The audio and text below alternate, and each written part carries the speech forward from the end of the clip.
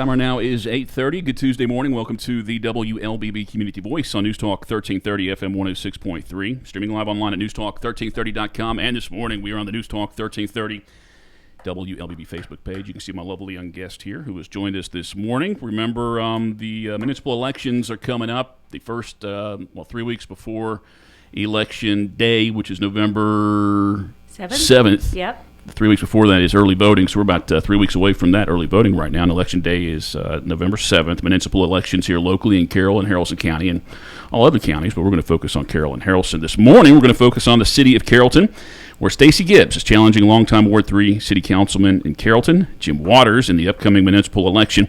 And before I do kind of get down to asking you some questions and your interest and what motivated you here, I want to point out Waters won his third consecutive term in 2019, total of 500 votes. That's what it took to win that last election. And he had three challengers at that time. Typically, we expect to see a runoff. We only have four names on there, but we didn't have that last time. So that's a big percentage of support for Jim Waters, which I guess we'll get to my next question. But first of all, Stacie Gibbs, introduce yourself to us. Tell us what you're all about and who you are and where you've been and why and family and all that good stuff. Okay, well, I'm Stacie Gibbs. I have lived in Carrollton other than college and a few years when I first began my career. My entire life, I have a son. We're both Carrollton High School graduates. I in 1986, he's in 2015. We're also proud University of West Georgia alum. He received his undergraduate. I received my MPA. My dad was born and raised in Carrollton. He retired from Southwire after 38 years. My mother was the administrator of the First Methodist Church on the Square for 37 years, where I'm still a member. So as you can see, I have deep Carrollton roots. Professionally, I retired from the Atlanta Police Department at the end of 2021 after 30 years and 3 months. And it's been real interesting to me while out campaigning, because people ask me when they see that, or when I tell them, well, they ask, did you work the streets?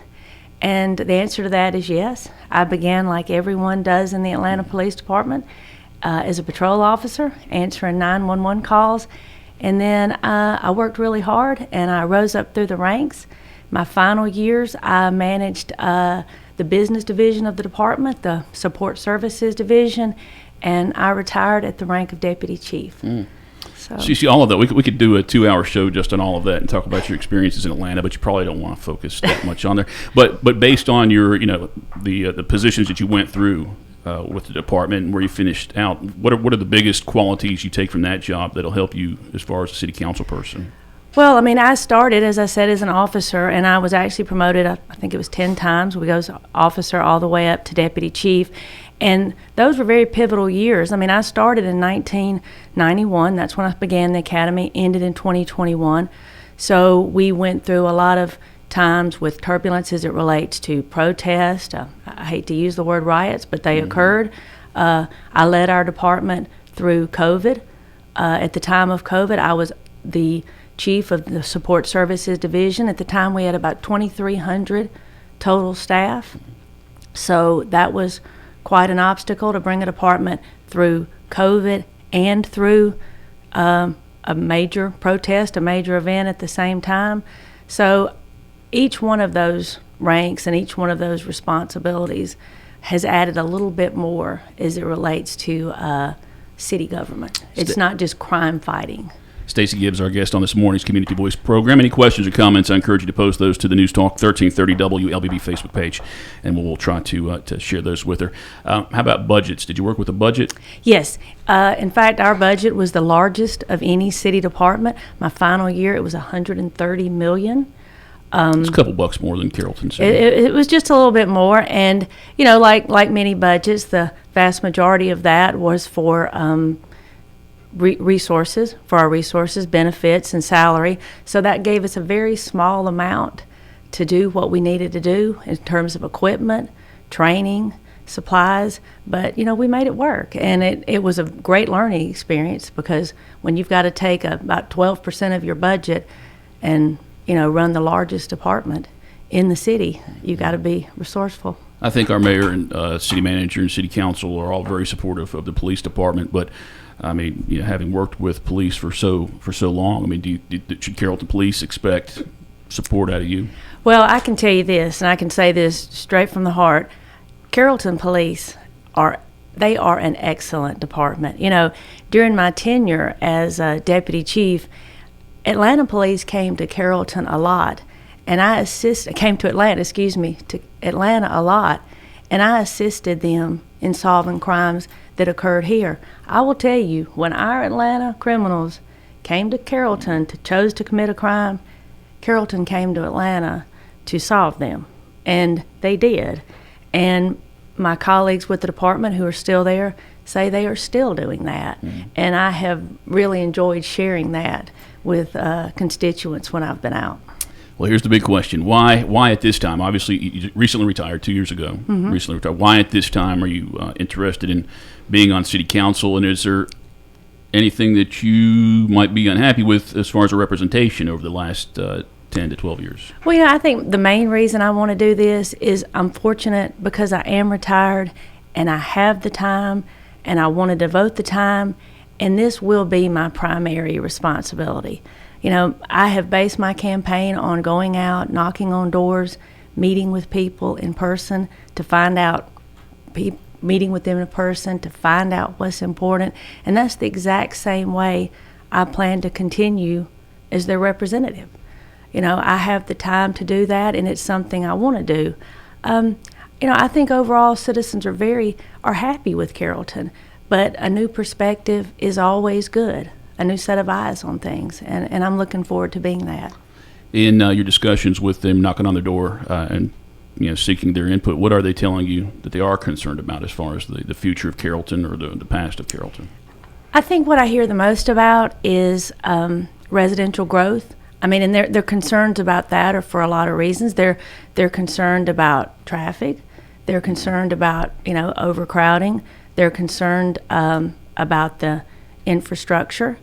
As far as it goes with public safety, they do feel that Carrollton is safe, but they have concerns more so about traffic, speeding, loud mufflers. So we have things we need to work on, but Carrollton residents are happy. Stacie Gibbs, our guest on this morning's Community Voice program. She is the lone challenger to incumbent Jim Waters for that Ward 3 seat on Carrollton City Council. We'll take our first break right now, and we'll just throw a bunch of questions at her after this first break. Community Voice is brought to you by Tanner Health System and Oak Mountain Academy. The Entrepreneur Scholar Journey at Oak Mountain Academy is designed to provide students with a clearly defined curriculum-based track to acquire essential knowledge and skills for success in business and leadership. Critical areas include identifying entrepreneurial characteristics, selecting a value position, and business model development. I'm Patrick Uran, head of school, inviting you to journey with us on the mountain. For more information, visit us at oakmountain.us. Discover your journey at OMA. Prepare, explore, and achieve. Health is a journey. It's making better choices, even when it's not easy. It's taking care of yourself and the people you love. At Tanner Health System, we're there for you with every step, with primary care, heart care, cancer care, women's care, orthopedics, surgical services, and so much more. We're dedicated to helping you live and feel your best. So let's get on that journey to health. You've got places to be for many years to come. Find us at tanner.org.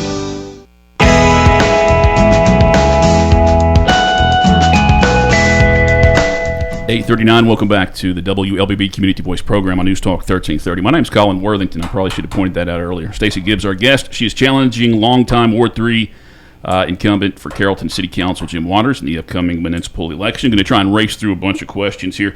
Now, Jody Carroll Goodman did post something online, so I wasn't going to go this direction, but I'll ask her question, and then I'll kind of go where I have other questions associated with that. She's the Executive Director of Carroll County Mental Health Advocates. Will you be supportive of mental health initiatives that the City of Carrollton has already implemented? Yes, I will be completely supportive of that. That in the police department, and it really increased as I went further in my career, we understood more and more, and we spent more time and had a bigger emphasis on training our employees in how to deal with mental illness.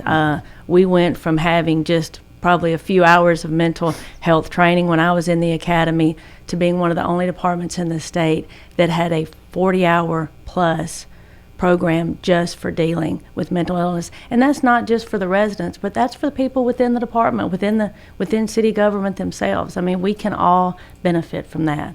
So yes, that is something I will be a strong advocate for.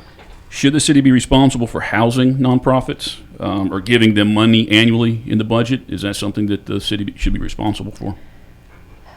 Well, I can't say that the city should necessarily be responsible for it. I think it would be on a case-by-case basis, but I do think there is a need for, programs for mental health, programs for youth, and so I would definitely consider that, but it would need to be on a case-by-case basis. I don't think it's a blanket answer. Mm-hmm. And along those lines, should the city have any responsibility as far as dealing with homelessness? I mean, whether providing housing or, police. I don't know if Carrollton has any ordinances. I know Villa Rica just put one in effect about 6 months ago regarding homelessness, but, should the city have some sort of responsibility with that? Or well, whether or not people believe the city should have a responsibility or not is not even the answer. We do have a responsibility. I mean, we see homeless people. I mean, none of us want to see homeless children. We want to make sure that children are getting fed, people are going to school. We'd like to get people working. So we have a responsibility. It's not one that we can actually choose. Carrollton City Manager David Brooks, earlier this year, he suggested that City Council approve maintaining the current millage rate of 4.49 mils, and that's, I think that came back with about $600,000 that would be collected from property owners as far as taxes for the coming year. In the end, City Council said, no, let's roll it back. They voted to roll that back. So in theory, as far as Carrollton City residents, they won't pay any extra money for the coming year to the City of Carrollton. But when would you make that determination? I mean, we have jobs that aren't filled in the city of Carrollton and public safety jobs that probably could use some extra money, but you want to give a break to taxpayers. How would you make that decision? Well, I mean, in this instance, I wish it's fine that it was done. I wish it had saved us more. I think it was about $7 or so a household. Yeah. While I was out campaigning, it was not an issue that came up a lot with the people that I spoke with. The ones I did speak with, some were happy that it was rolled back. They were glad we did so. Others were supportive of using the money, for infrastructure, sidewalks, roads. So I kind of saw both sides of that. I mean, I think realistically, you have to be prepared to raise the millage rate if conditions dictate. Mm-hmm. And that'd be okay to get money to pay for more yes. public safety, better pay, even though I think the numbers at Carrollton definitely compete with a lot of the local areas. They're doing very well, okay. Yes. Very good. When is it okay to deny a rezoning request for a property owner? And maybe the example, I don't know how much ag is actually in Carrollton, the city of Carrollton, but when is it okay to rezone from ag to commercial or ag to residential, and maybe from residential to commercial? When would you feel comfortable approving that, and why would you deny that? Well, I think with the comfortable situation, probably what I heard most from residents is a concern with residential construction. The approval of residential construction, where it will be placed, what type of residential construction it is. I mean, so I think it's going to depend what we rezone or how we rezone by what we need. I mean, we've approved residential construction. We've taken some areas that did not previously have it. They're approved for it. We're going to go forward with that, and it's just going to be based on what the need dictates. I mean, we do need some growth in certain areas. Time right now is 8:44. Our guest this morning is Stacie Gibbs. She is running for Carrollton City Council, Ward 3, and Election Day is coming up November 7th. Early voting is 3 weeks prior to that. Let's see here. I spoke with City Manager David Brooks a couple times this summer about a potential for electric vehicle charging stations. Is that something that you see as necessary for Carrollton's future? Is that something you would want to accommodate, even if you charged for it? I think we're gonna have to see where the need dictates. I don't know how many electric vehicles we have on the road now. I know there is an increase in popularity. I see some in my neighborhood. So if the need is there, I would support it. As far as recycling, Carrollton kind of dropped recycling as far as pickups at their house about, it's either last Christmas or right before Christmas before. It might be 2 years ago, year and a half ago. And the reason was because it cost, in the end, it cost a little bit more, or maybe a whole lot more to do that than what they'd be making as far as the pickups. Are you inclined to believe that the end game is more important? I mean, do you believe that recycling is important and that, it's like, hey, no matter, as long as you're not paying, $1 billion more for that and losing $1 billion, it's worth it in the long run to do that recycling? I am a recycler. I always had my recycle bin out there. I like to recycle. We're lucky in that if you don't sit it out, we do have a great facility right there on Noonan Road where we can take it to. But it is something that I know people miss and that people want back. I mean, people do like to recycle, and it is something they do support.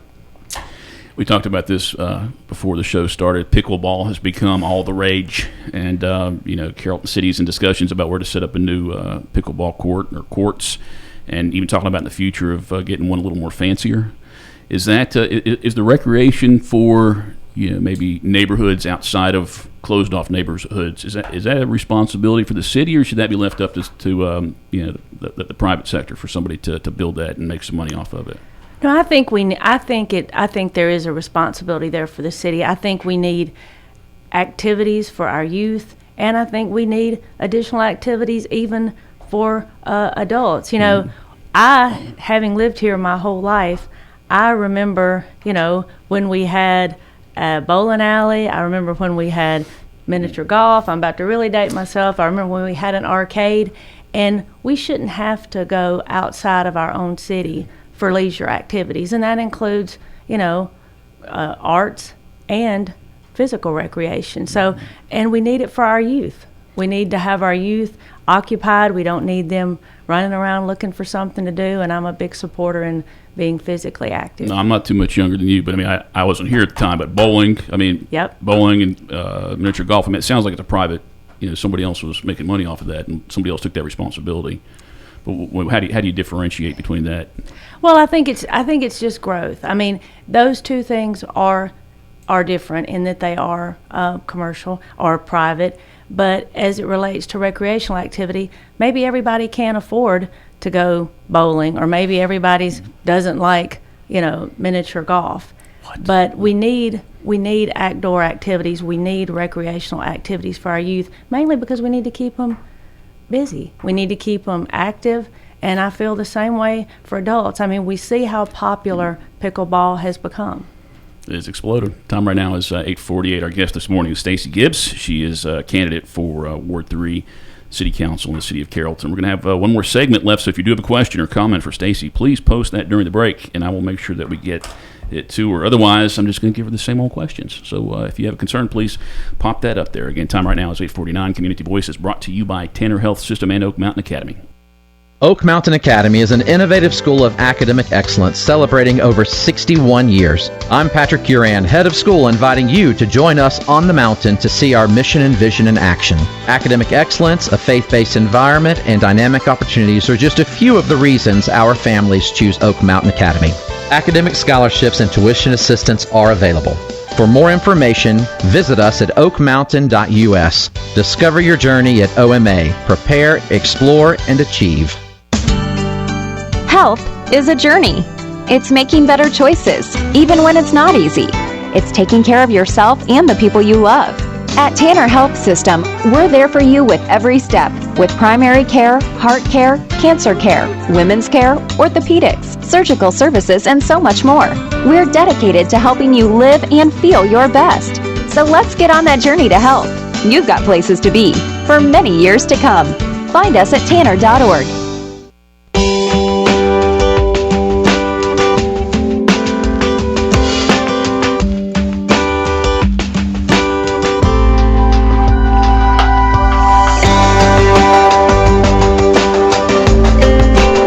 right, 8:50. Welcome back to the WLBB Community Voice program here on News Talk 1330 FM 106.3. My name is Colin Worthington. My guest is Stacie Gibbs. She is a candidate for Ward 3 City Council in Carrollton.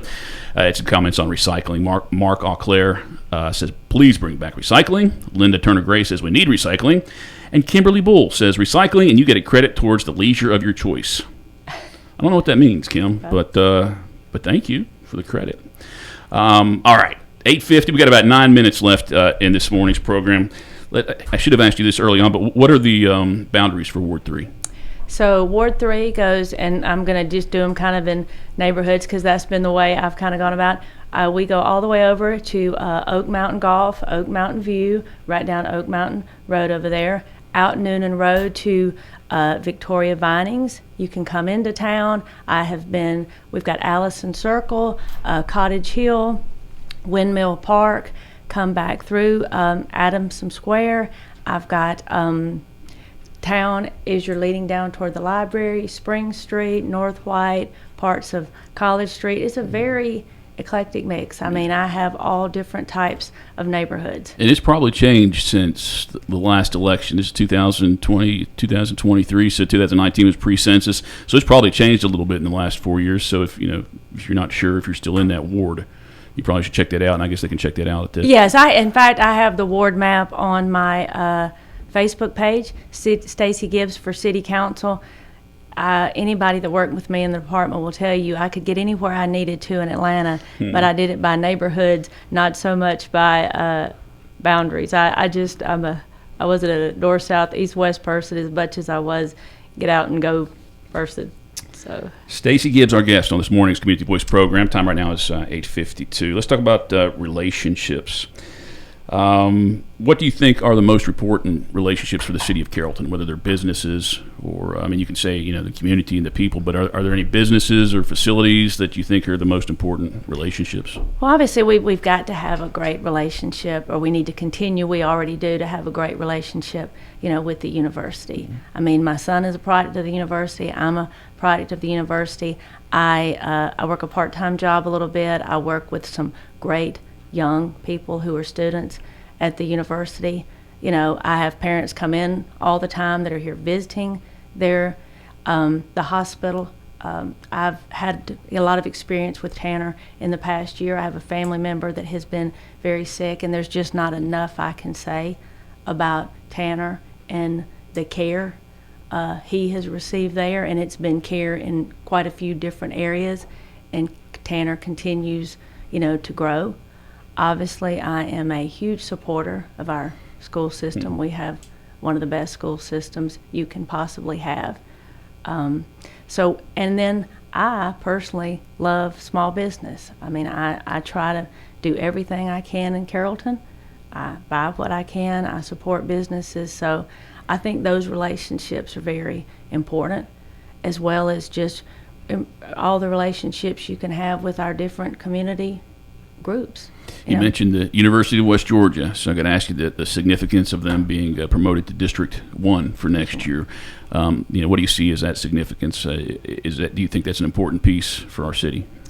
I think it is an important piece. I'm not the world's best at college sports, but I can tell you that before I even knew that happened that morning, I had received a text from my son in Denver, who follows every kind of sport you can follow.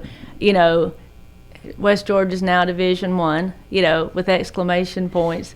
So he is, very excited about it. I do think it will be good for us. I think it will be, more of an attraction to even, bring in more students.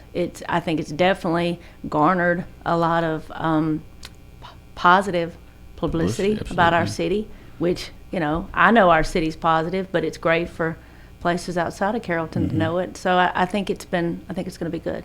It should, in theory, attract more media attention, national attention. Do you think the city needs to hurry up now and maybe do repairs to some less than attractive properties, like maybe on Maple Street? It's not as attractive as everyone would like it to be. Do you think the city needs to be responsible for that and proactive? I do support what is being discussed for Maple Street. When you I run through the university's campus all the time, and that is a beautiful campus. We've done a wonderful job with that campus. But when parents bring their children here for the first time, when they're moving them into Carrollton, that's their first. That's how they see Carrollton. When they're driving their child who's leaving home, this is the first, impression they may get of our city. And I think it's important that we make that as the best one we can. And I don't want to sound like I'm beating up on Maple Street. Maple Street's fine, but I know there's people that would like to see some changes there. So I feel bad bringing that up. But is there a difference, if there was a difference, between what you personally believe, when you have a chance to vote on something, and then maybe what you're hearing from the majority of people in Ward 3 believe? How would you deal with that? Well, I'm going to vote how I feel I need to vote. I think what's going to be important, and I've said this when I've been out there, and I will continue to say it.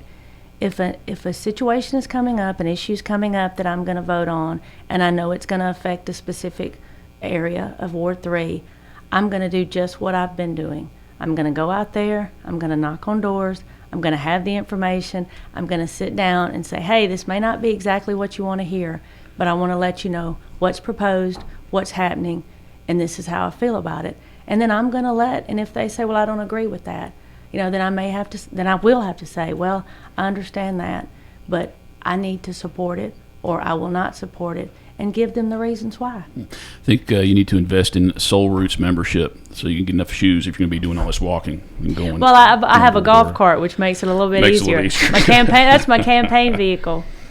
Now, if there's a conflict or a difference of opinion between you and the city manager, how would you address that? Because he does make presentations, and then he does like to make recommendations. I've never seen it get out of hand or anything, but if you had a difference of opinion and said, no, I don't think that's the way we should go, how would you handle that? Well, I've had to do that. I spent a lot of time doing that. You would be amazed at how many times in my job with the police department that other city entities, or even my own department maybe didn't agree with what I had to say.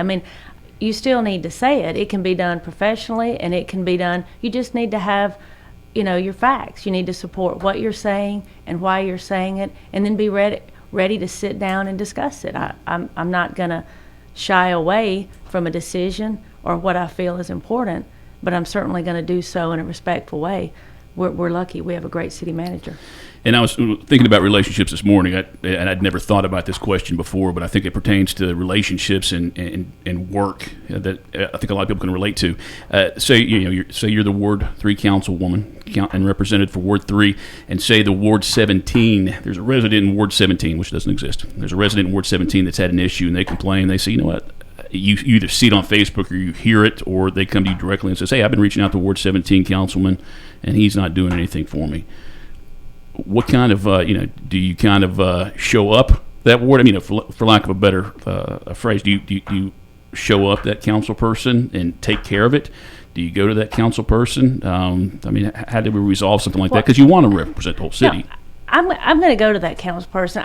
I love working in a team. That's what, my favorite assignment in the police department was when I worked undercover in a narcotics team. I like working in a team, and city government is a team. So if a resident in Ward 17 is concerned about something that's happening and they don't feel like they're getting, the attention that they need, if they reach out to me, of course I'm going to listen. I'm going to take notes, but I'm going to go back. I'm going to go to that city council person and say, hey, maybe this person hasn't been able to get in touch with you, but here's the concern. And if it's something I can work together with them on, then I'm certainly going to do that too. Stacie Gibbs, I've taken you for the whole limit. I've taken you the whole 30 minutes. Let's either website or Facebook page real quick. We've got like 20 seconds. Yes. My Facebook page is Stacie Gibbs for City Council, and I would love for you to reach out to me on there. My phone number, I'm going to give it out, 404-538-4652. Please call, text. I would really appreciate your vote, and I am very much looking forward to this job, and I will continue to be as active as I have been so far. Very nice to meet you. Thank you. Thanks for coming out. Jim Waters, the incumbent for Ward 3, is our guest on tomorrow's Community Voice at 8:30. Have a great Tuesday.